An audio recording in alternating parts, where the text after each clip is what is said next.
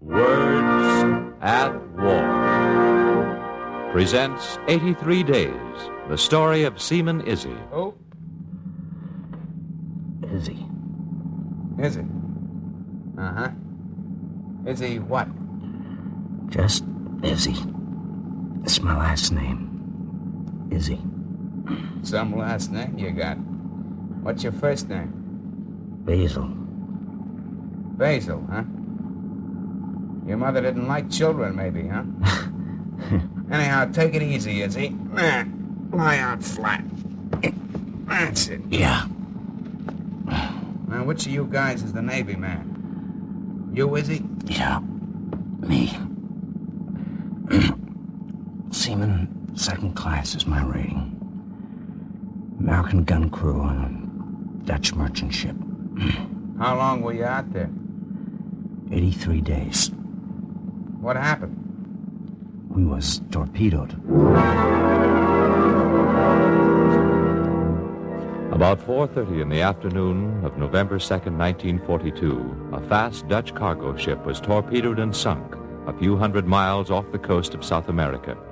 Only a few of the 400 men on the ship survived, and one of them, Basil Dominic Izzi, Seaman Second Class of the United States Navy, was found on a raft in mid-ocean nearly 3 months after the sinking.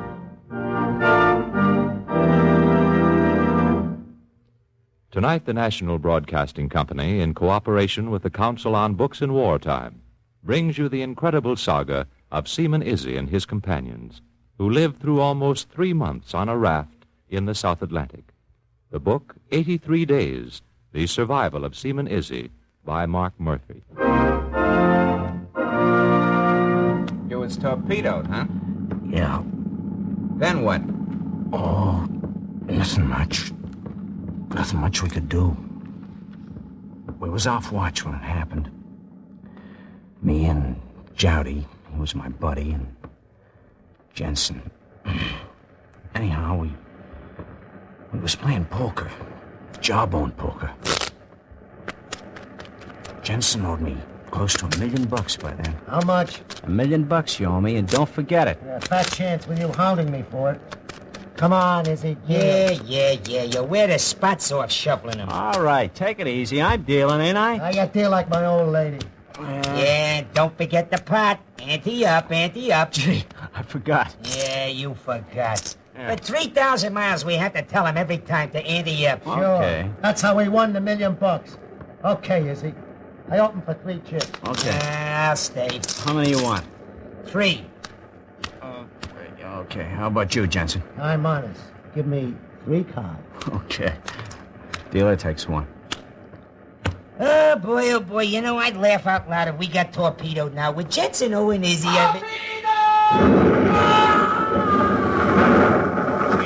Right under us. $1 million.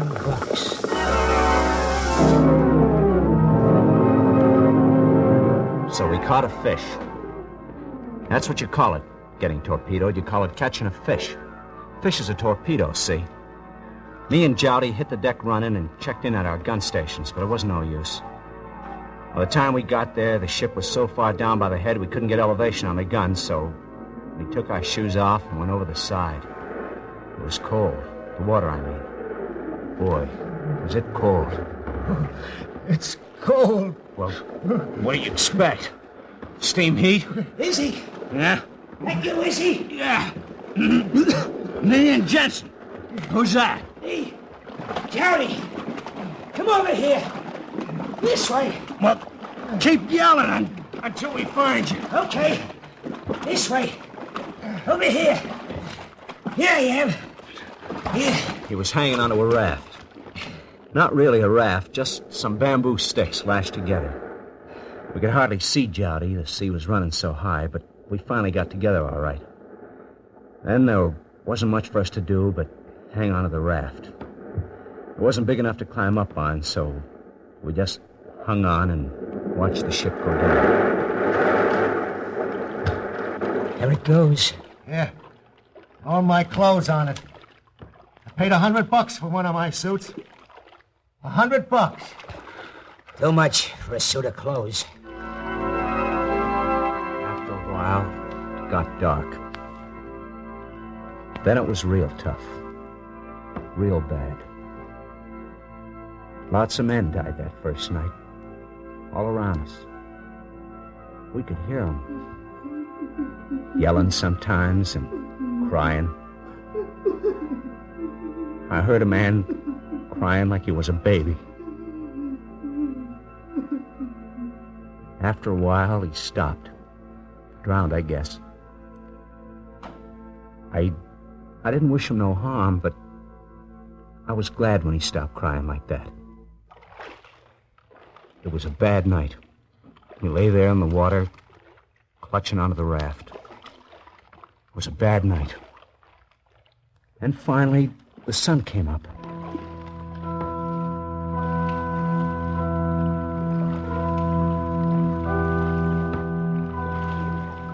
Yeah, it was tough enough in the night, but when the sun came up, you couldn't get away from it.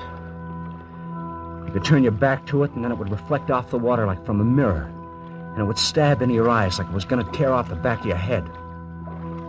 All day long it was like that, just hanging on and cursing and dozing off once in a while, and then waking up with the edge of the raft cutting into your belly, and the sun making scrambled eggs out of your brain. Nobody said much that day. Nobody talked. Just hung on and puked and waited for the sun to go down. After that, things got worse. Everybody started seeing things. Off the head. Even me. I smelled smoke. And I noticed a big hole in the water not far off where guys was going down for a cigarette. And I let go of the raft and I started swimming away. Where's he going? Watch him. Where you going, Izzi? I feel like a cigarette. I'm going down for smoke. Down to where all those guys are coming up from smoking. Izzi! Yeah? Back, Izzi! But they got hamburgers. You want I should bring you a hamburger, Johnny? Izzi! Later. Come back. He brought me back to the raft. A half a dozen times he did that, and I kept seeing things and would swim off. All night it was like that, and the second night. Then when it got morning, I stopped seeing things. But not everybody did. Not Jensen. Listen, you guys. There's a hill on the other side of the raft. Jensen. There's a hill on the other side. And I think there's some German spies who's got a place there. I'll bet they're pretty nice guys. Jensen. Sure. I'll bet they're nice guys, even if they are spies. We can get us plenty to eat from them. All fixed up.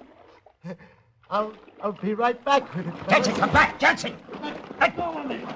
No! Just for that, Shorty, I won't bring you nothing. Jensen! Come back, Jensen. There's no hill there. I won't bring you nothing, Shorty. Only you and me, Izzy. Nothing but Shorty. Jensen! There goes my $1 million.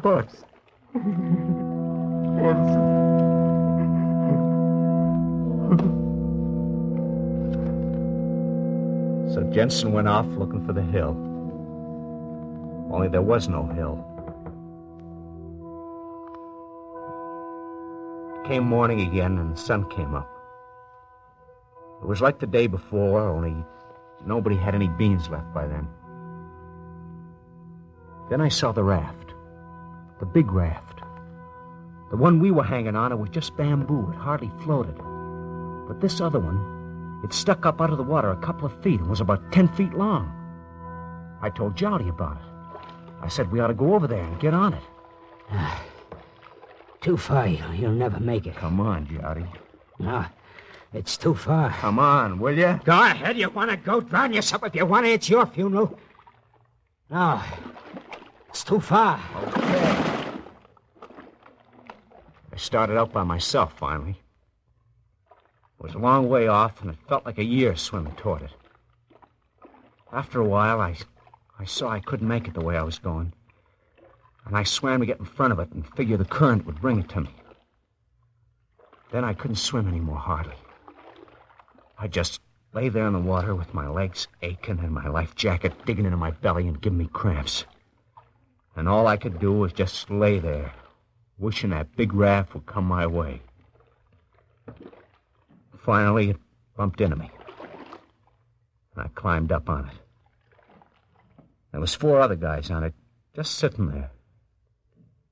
For the first time in 48 hours nearly, I was out of the water.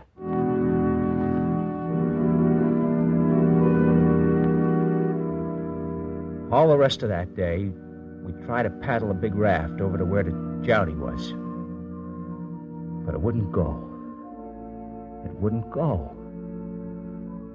Finally, I was so pooped out, all I could do was just lay there and look over to where he was. I lay there on the big raft, and I cried. Once upon a time, there were 3 bears. Mama bear, Papa bear, and a little baby bear. A little baby bear... Like I said, there were 4 other guys in this raft, see? I knew Ensign Maddox. He was my gunnery officer on board ship. He was the only one I knew. Then there was Beasley, an American sailor, and Case Vandersloot. He was a Dutchman, could hardly speak good English. The 4th guy was a 17-year-old kid named Hugendam, that's right. Nico Hugendam. Only you can't go around calling a guy Nico or Hugendam, so we just call him Junior. He was from Holland. He was crazy about American bedtime stories. All day long, he'd make Maddox tell him bedtime stories. Look, Junior, I've told you this one 5 times already. For 2 weeks, I've been telling you about the 3 bears. Haven't you had enough yet? Oh, come on. I like it. You, go ahead, please. Well, the little baby bear tasted his porridge. And he said, my porridge is too hot. The first month went by fast. Tasted her porridge. Then the days began to get funny. We were running out of food and water. There were 10 gallons of water and a big can of chocolate when we started, and we rationed it out until it was almost all gone. Then the days got funny. Mornings would go fast, and every afternoon was like a year, waiting for night to come so we could get our little piece of chocolate. And every day, Maddox would tell Junior a bedtime story. Once upon a time, 3 bears. Mama, Papa, baby bear. They tasted their porridge. Nay, you leave pot out. Porridge. I could use some porridge myself, whatever it is. Hey, Izzy. Yeah? What's porridge? Porridge? I don't know. Oatmeal, I think. I don't know. And I wish you wouldn't ask me every time you tell that story. Oatmeal, huh? I could use some oatmeal. You finished the story? No more. Not going to tell you any more bedtime stories. Please? No. Beasley was the first. After we ran out of food, we took to catching little minnows that came alongside the raft. We'd eat them raw, bones and all. Only Beasley couldn't keep them down, so he started getting weaker. You could tell because it got so he couldn't hear. I can't hear. I can't hear, Mr. Maddox. What's the difference? There's nothing to hear anyway, so what's the difference whether you hear or not? I can't hear. I can see your lips moving all right, and I know you're talking, but I can't hear you. What'd you say? After that, he started going blind. And it got worse and worse. We'd come up to him and hold up 4 fingers in front of him and say, "How many fingers can you see, Beasley?" What'd you say? I said, "How many fingers can you see, Beasley?" 2. Is that right? No. I'm holding up 4 fingers. See? 1, 2, 3, 4. Can you see them now? I can only see 2. December 3rd was my birthday. The day before, I told the other guys about it. How I'd never been away from home before on my birthday. And here I am, out on a raft in the middle of the ocean. The next day was my birthday. It rained. Hours went by, and we still talked about my birthday. And it kept on raining. It rained the hardest on my birthday that it ever did while we were out there. They tried to cheer me up. Oh, never mind, Izzy. We'll be picked up tomorrow.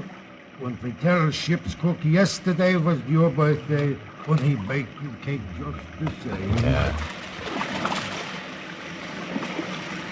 That afternoon, it rained so hard I couldn't see more than a few feet in front of me.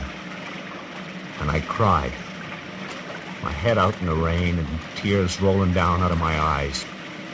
Because I knew if a ship did come by, they couldn't see us. I was 20 years old that day.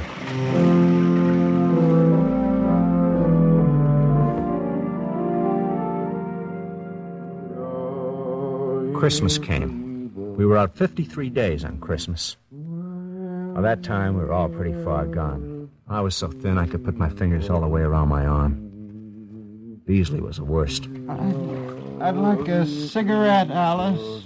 Please. He just lay there and talked to himself or to people we didn't even know.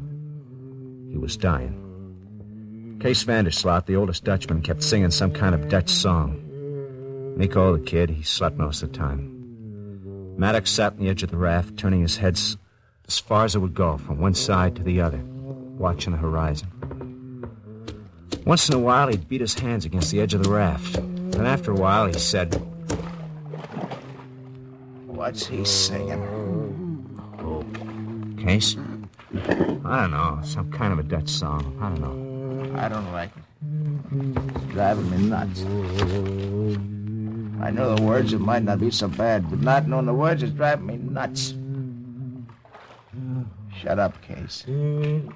Oh, me? Who else?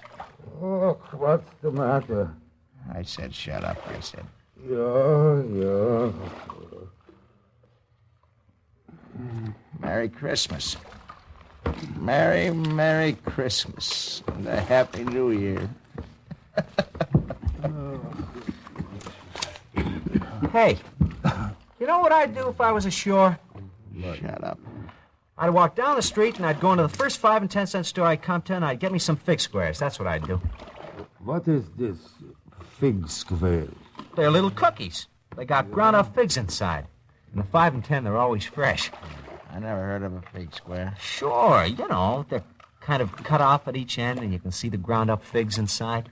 Maybe you mean Fig Newtons. No. Lafayette, Indiana, we call them Fig Newtons. Not where I come from.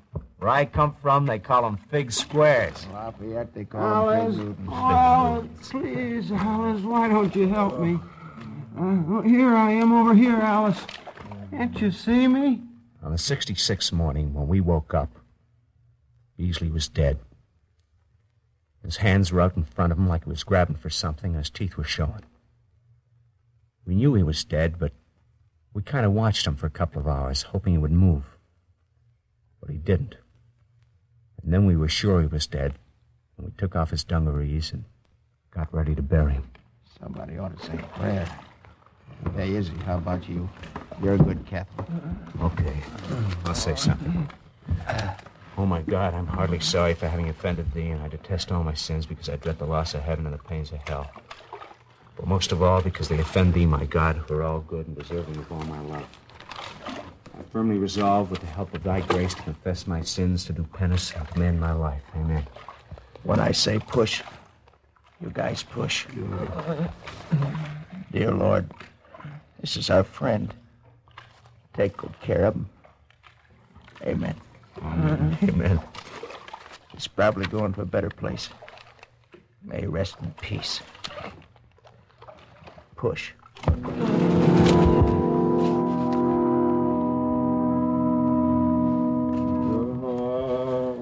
After Beasley died, nothing much happened for a long time.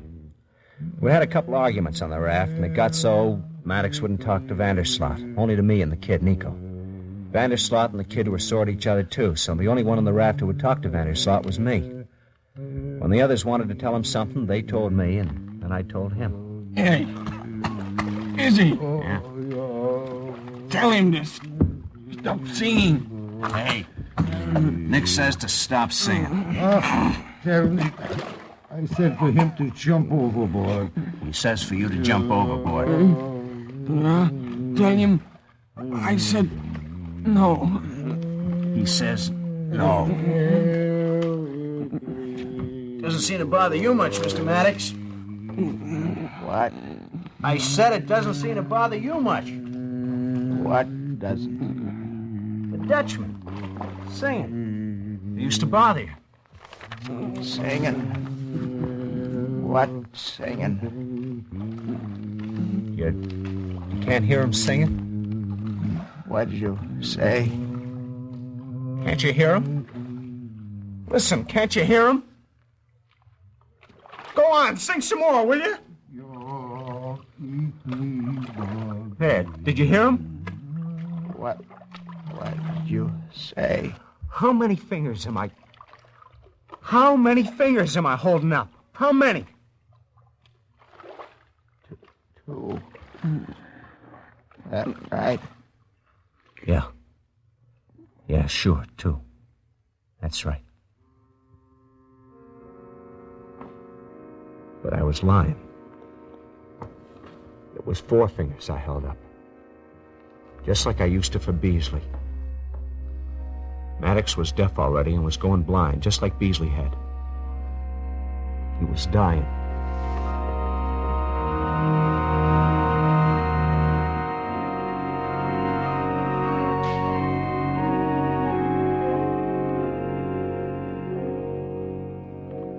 Maddox lasted 10 days after Beasley. And we buried him at sea, too. This time, we watched his body. His hair was awful long by then, and it floated out in the water, and we could see him drift past us, and then back 50 feet or so, his hair floating out in the water. And something jarred him. His hair fluttered in the water, and we didn't see him anymore.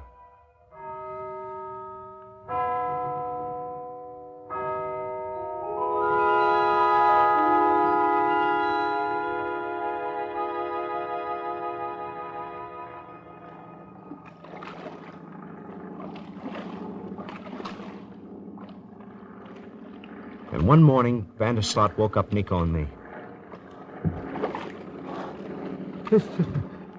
Listen, you fellas.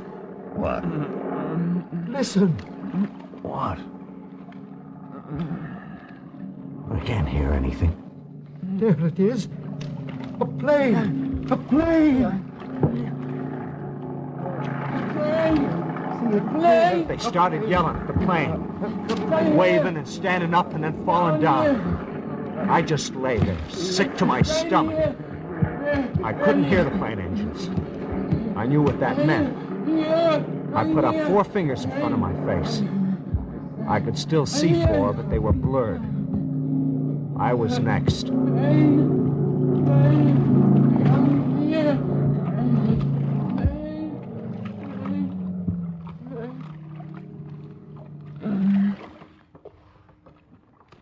He didn't see us. Well, anyway, where their planes are. Yeah. Maybe the next one, eh? He didn't see us.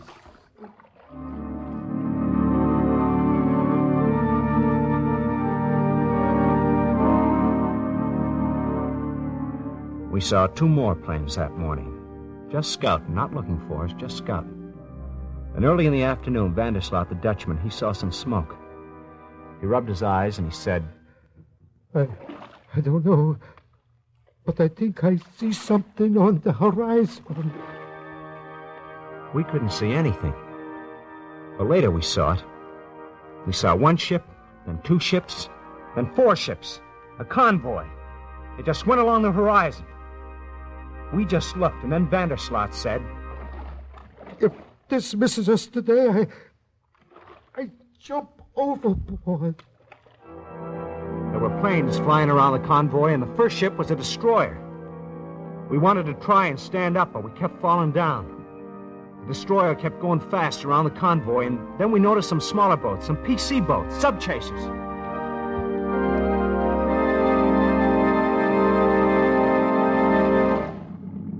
Then a PC boat headed right for us. Yeah, stand up here and wave the flag at them.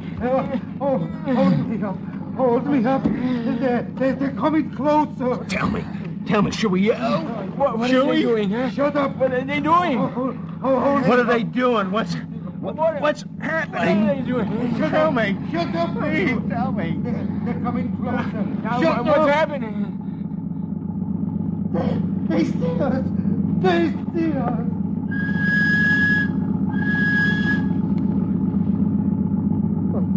What's the matter with them? They're pointing a gun at us. They're going to shoot us? No, they ain't. Look, they're flying an American flag. They're going to pick us up.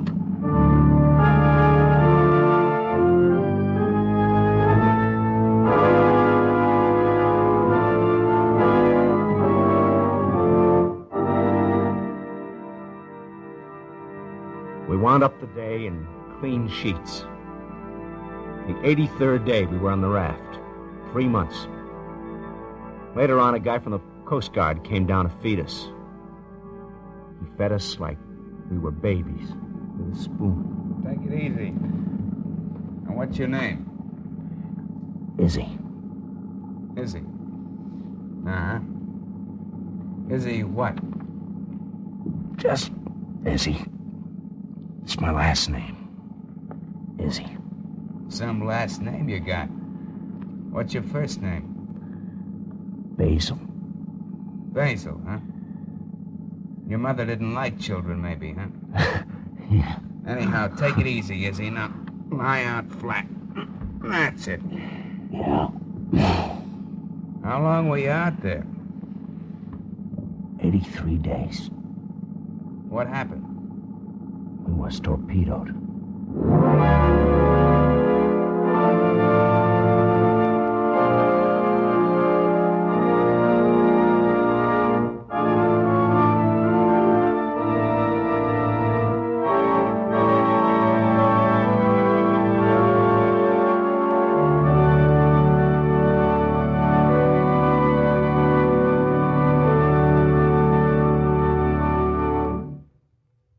As the 31st program of Words at War, we've brought you passages from the recently published book, 83 Days, The Survival of Seaman Izzi by Mark Murphy. This book tells the true story of Basil Izzi, Seaman Second Class, an ex-baseball player from South Barre, Massachusetts. The radio adaptation was by Edith Sommer. Seaman Izzi was played by Paul Mann, and others in the cast were Walter Burke, Milton C. Herman, Tony Berger, Maurice Minnick, Paul Gordon, Lon Clark, and Sam Wanamaker. The music was arranged and played by William Meader. The production was under the direction of Anton M. Leader.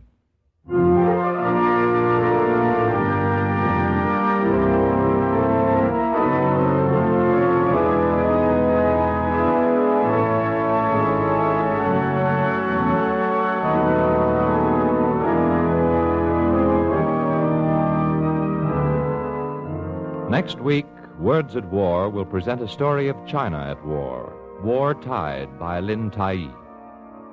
Words at War is brought to you in cooperation with the Council on Books in Wartime by the National Broadcasting Company and the independent radio stations associated with the NBC network.